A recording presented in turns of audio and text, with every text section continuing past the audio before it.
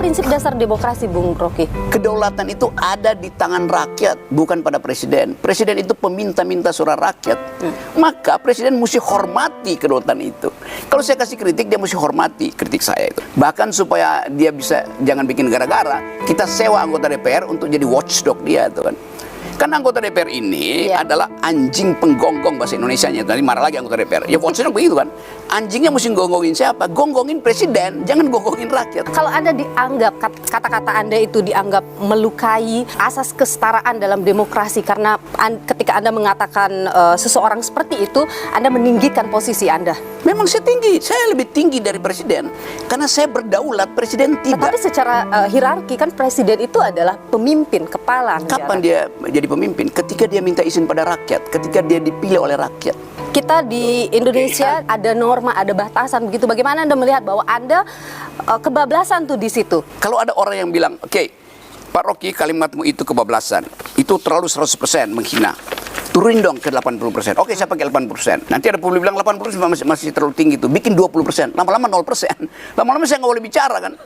Kan konyol itu. Tapi Anda kan tidak dilaporkan juga oleh presiden. Pastinya masih terus Justru boleh bicara. itu Presiden Jokowi mengerti bahwa yang terhina bukan diri dia sebagai Jokowi. Kalau begitu yang terhina adalah presiden. Oke, sekarang kita cari deliknya. Kan delik itu, delik penghinaan presiden sudah dihapus oleh Mahkamah Konstitusi. Jadi nggak mungkin ada delik yang namanya penghinaan presiden. Oke, sekarang kan bukan itu ya, tapi Anda dianggap membuat kegaduhan. Nah itu masalahnya. Gaduh artinya ada yang pro saya, ada yang kontra saya. Sekarang Anda lihat bagaimana? Itu tetap berjalan pro kontra ada itu. Kegaduhan itu? Memang. Gara-gara apa yang Anda ucapkan? Iya. Dan kalau Anda misalnya dilaporkan dengan pasal menimbulkan kegaduhan. Sekarang diperiksa kegaduhan itu disebabkan oleh saya atau oleh sponsor-sponsor yang nggak ngerti tentang demokrasi. Anda tidak khawatir kalimat yang Anda keluarkan kemudian membuat orang terprovokasi yang kemudian akhirnya menimbulkan ada kegaduhan, ada kerusuhan, atau ada upaya-upaya demonstrasi yang berakhir dengan keras misalnya? Saya tahu konsekuensinya. Anda tahu konsekuensinya, artinya Anda juga sadar itu bisa terjadi. Sadar, tapi saya harus memilih. Saya mendidik atau saya diamkan. Apakah mengantarkan mereka untuk bisa melakukan itu termasuk mendidik? Yes. Karena kalau saya tidak pendidikannya apa dong jadinya, Bu? Negeri ini memilih demokrasi, memilih republik, tetapi kulturnya feodal. Kulturnya itu sopan santun itu. Sopan santun itu kemunafikan dalam politik. Itu yang saya bilang harus ada pendidikan politik. Dan pendidikan politik harus dilakukan dengan menggunakan kata-kata seperti itu. Bukan dengan kata-kata, dengan konsep. Kan konsep tadi itu terhadap pejabat publik di dalam kedudukan dia sebagai pemimpin negara atau pemimpin pemerintahan kan. Itu yang saya mau bedakan. Saya nggak boleh menghina manusia. Pejabat publik itu bukan manusia, dia lembaga. Tapi yang mengisi jabatan publik itu kan manusia. Iya, tapi dia nggak boleh terhina dalam kondisi dia sebagai manusia. Karena mesti anggap Anda menteri. Anda bukan seseorang yang namanya bagus. Anda tuh menteri. Jadi Anda menganggap demokrasi kita sekarang gagal. Karena itu saya ambil risiko itu. Kan saya bilang saya minta maaf karena saya membuat kontroversi sehingga terjadi pro dan kontra. Anda minta maaf atau bangga karena terjadi kontroversi? Enggak, saya nggak bangga. Karena saya anggap bahwa mestinya mereka paham itu.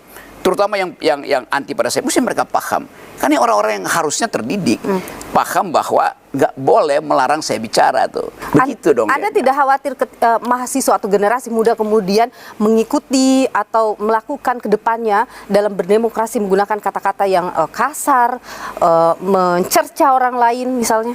Survei aja. Begitu banyak orang yang merasa memang itu hak kami untuk mencerca.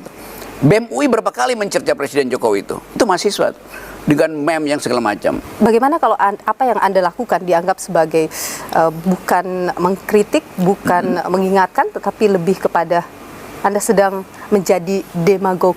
Yang saya kritik para demagog justru, I'm doing pedagogi. Saya kasih pedagogi. Demokrasi itu tidak boleh ada asumsi bahwa seseorang harus diselamatkan dari cacian. Enggak begitu. Demokrasi itu membenarkan orang mencaci, tapi yang dicaci itu adalah jabatan, bukan orang. Anda kan sering ya memberikan kritik pada Presiden selama sangat sering, bukan sering ini. Terus-menerus. Ada nggak yang kemudian oleh Pak Presiden ditindaklanjuti kritikan Anda? Anda? Kira-kira kenapa begitu ya? Saya nggak tahu, kan saya cuma kasih kritik. Kan mereka bilang kasih kritik, Tapi Pak Rocky kasih solusi juga dong. Solusi, saya bayar pajak untuk kalian itu cari solusi, ngapain cari-cari solusi? Dan Oke. Anda menilai ketika mengkritik pemerintahan dengan menggunakan kata-kata tadi, itu efektif? Efektif. Apa bukti Ya efektif? buktinya sekarang semua orang menganggap memang mesti dirubah IKN itu, mesti dirubah Omnibus Law. Karena kalau nggak efektif, buruh nggak akan terus-menerus kan. Tapi sampai sekarang udah diubah belum kan? Belum ya? Ya belum, artinya Artinya bisa kita katakan tetap sudah efektif menggunakan cara-cara itu. menyebabkan orang berpikir ulang. Kritik saya itu fundamental apa tidak itu? Kenapa tidak menggunakan kata-kata yang lebih baik misalnya atau lebih halus begitu misalnya? Bisa saya perhalus, tetapi nggak efektif lagi kan? Ya tapi dengan kata-kata ini juga tidak efektif juga kan akhirnya. Tetap efektif, menimbulkan kehebohan sehingga orang berpikir ulang. Nilu misalnya, minta dibangunkan, kamu pasang wakernya bunyi kamu nggak mau bangun, maka ibumu siram kamu air kan? Nah Pak Jokowi atau kabinet nggak bangun-bangun, maka saya siram air dong. Tapi kalau Anda menilai pemerintahan Pak Jokowi selama 10 tahun, hampir 10 tahun ini, nggak ada baik-baiknya? Nggak ada. Nggak ada? Coba sebutin satu. Sama sekali? Satu, coba. Misalnya. Iya, saya bertanya ke Anda. Ya, kalau ada pasti saya udah sebutin kan. Misalnya apa yang paling fundamental yang Anda rasa, ini harusnya bisa tapi tidak dilakukan? Dua hal diwajibkan oleh konstitusi untuk dijalankan oleh Presiden Jokowi. Satu, cerdaskan kehidupan bangsa. Oke. Dua, pelihara fakir miskin. IQ nasional Indonesia itu turun tinggal 70 di Asia. Artinya tidak ada pencerdasan kehidupan bangsa. Pelihara fakir miskin, itu juga perintah konstitusi itu. Buktinya sekarang stunting itu prevalensinya tuh 20-25%. Artinya 1 dari 4 bayi yang lahir mengalami stunting. Jadi dia tidak mengalami kesejahteraan. Jadi Presiden Jokowi gagal menjalankan perintah konstitusi. Ketika ada infrastruktur yang dibangun itu kemudian mempercepat akses, mempermudah akses masyarakat, bagaimana? 2 bulan lalu saya naik Gunung Rinjani, turun ke arah desa Torean itu, malam-malam saya nyewa mobil untuk bawa barang-barang saya itu. Supirnya bilang begini, Pak Rocky, saya dalam sebulan ini udah 6 kali ngangkut ibu-ibu hamil dan 3 melahirkan di mobil saya tuh. Kenapa Pak? Jalannya rusak. Padahal mesti ngebut pergi ke jalan tol atau jalan utama tuh. Jadi yang dibikin Pak Jokowi adalah jalan rusuk, jalan punggung, tulang rusuknya yang nggak dibikin. Apa yang kita mau bilang tuh? Hak ibu-ibu untuk dapat jaminan bahwa dia harus cepat-cepat nyampe ke puskesmas untuk kehamilan. 3 melahirkan di mobil baknya. Jadi apa yang mau dibanggain tuh? Ada juga yang bilang keberanian Anda itu karena ada yang nge-backing Anda. Anda adalah antek asing. Siapa yang bilang itu? Tapi ketika ada pandangan seperti itu, bagaimana? Jadi setiap orang yang mengucapkan pikiran dianggap di remote oleh orang lain. Nah dia, orang itu juga dia di remote oleh kedunguannya tuh. Kan begitu jadinya kan? Karena dia mencurigai sesuatu yang dia asumsikan aja. Itu asumsi. Ya pasti, asumsi yang didorong oleh keinginan untuk menjebakkan seseorang. Jadi agenda Anda tidak didorong oleh pihak luar. Environmental ethics dorong saya untuk pro pada masyarakat Dayak yang tanah leluhurnya itu sebentar lagi akan hilang. Ya, Jadi kalau ada yang melaporkan dan tidak sependapat dengan apa yang dilakukan menurut Anda? saya Komunitas lakukan Dayak sesuatu untuk memproteksi hak masyarakat adat ulayat. Presiden Jokowi tidak pernah meminta izin pada masyarakat adat di situ. Izin itu namanya AMDAL. Jokowi udah putuskan pindahkan IKN, baru dia bilang universitas bikin AMDAL. Lo di dalam ilmu public policy terutama yang menyangkut lingkungan, minta izin dulu baru bikin keputusan politik.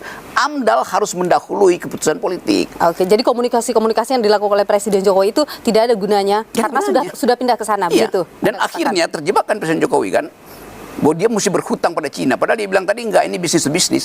Lama-lama pakai APBN. Kan itu kebijakan yang Rocky Gerung, kayak ini loh. ahli filsafat, aktivis yang sering kontroversi di tengah masyarakat. Terima kasih. Oke, terima Sudah kasih berbagi karena sudah pandangan. menyediakan forum saya untuk menambah kontroversi. Ini loh. Oke. Terima kasih Bu Iya, Roni. ini loh.